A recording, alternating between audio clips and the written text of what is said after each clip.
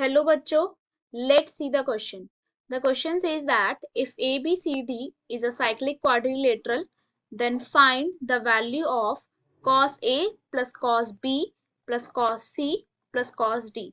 Okay, तो इस question में हमें क्या दे रखा है? हमें बोला है कि हमारे पास ABCD is a cyclic quadrilateral और हमें finally cos A plus cos B plus cos C plus cos D की वैल्यू बतानी है। ओके, तो यहाँ पे हमारा की कॉन्सेप्ट होगा सबसे पहले साइक्लिक क्वाड्रिलेटरल। ओके, की कॉन्सेप्ट हमारे पास होगा साइक्लिक क्वाड्रिलेटरल का, साइक्लिक क्वाड्रिलेटरल। और साइक्लिक क्वाड्रिलेटरल हमारे पास क्या होता है कि अगर हमारे पास किसी भी सर्कल में, सपोज ये हमारे पास सर्कल है, ओके, और अगर हमारे पास सर्कल में एक क्वाड्रिलेटरल बना हुआ है, ओके, तो हम उसे बोलते हैं हम साइक्लिक क्वाड्रिलेटरल। ओके, इस क्वाड्रिलेटरल के जो वर्टाइसेस होते हैं वो सर्कल के सरकमफ्रेंस से टच होते हैं, तो इसलिए वो कहलाता है हमारा साइक्लिक क्वाड्रिलेटरल। तो हमें यहाँ पे ABCD साइक्लिक क्वाड्रिलेटरल दे रखा है, इसलिए हम यहाँ पे लेट करते हैं कि हमारा क्वाड्रिलेटरल है ABCD। ओके, अब साइक्लिक क्वाड्रिलेटरल की एक प्रॉपर्टी होती है कि sum of opposite angles of a cyclic quadrilateral is 180 degree.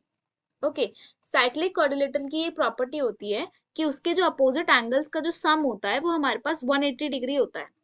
It means angle A plus angle C opposite angles हैं, तो इनका सम होगा हमारे पास 180 डिग्री। ऐसे ही angle B plus angle D का जो सम होगा हमारे पास वो होगा हमारे पास 180 डिग्री। ओके, ये यूज करेंगे हम।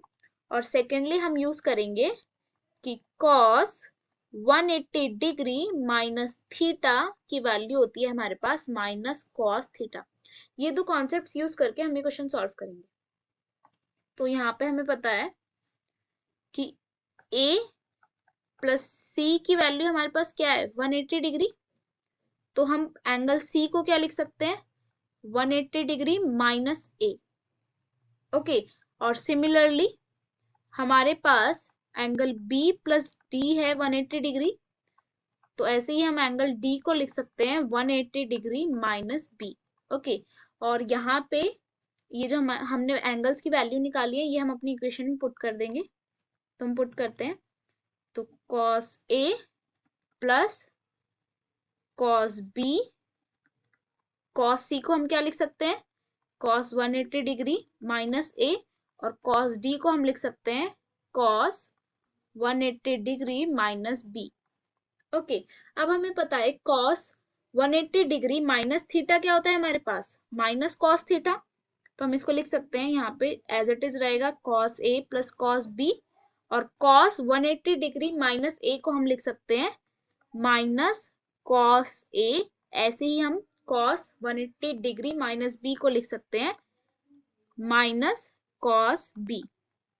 और यहाँ से हम देख सकते हैं cos A से minus cos A cancel, cos B से माइनस cos B कैंसिल, तो हमारे पास फाइनल क्या रिमेनिंग हुआ 0।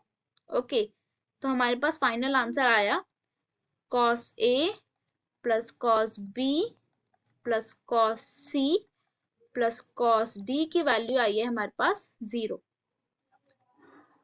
ओके, और यही हमारे पास फाइनल आंसर होगा। Okay, hope you will understand. Best of luck, thank you.